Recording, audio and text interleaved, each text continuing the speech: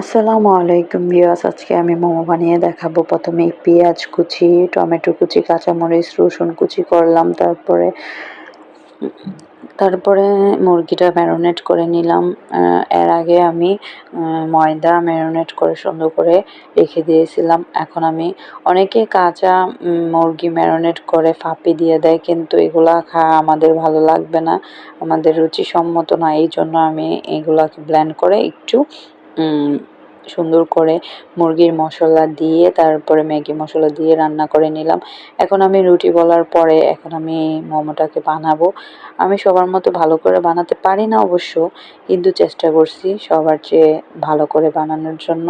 হ্যাঁ, এখন আমি এগুলো একে একে বানিয়ে তারপর সুন্দর করে মোমোর বানানোর জন্য ভাপে বসিয়ে দিলাম। ভাপ হলে তারপরে এগুলোকে সুন্দর করে একটা সস বানিয়ে নিলাম। ভালো করে রসুন দিয়ে তেলটাকে গরম করে তারপরে সসের মধ্যে আর যে সাদা তিল দিয়ে নিয়ে নিলাম। এখন ভাপ হয়ে গেছে, ভাপ হওয়ার পরে সুন্দর করে উঠিয়ে নেব।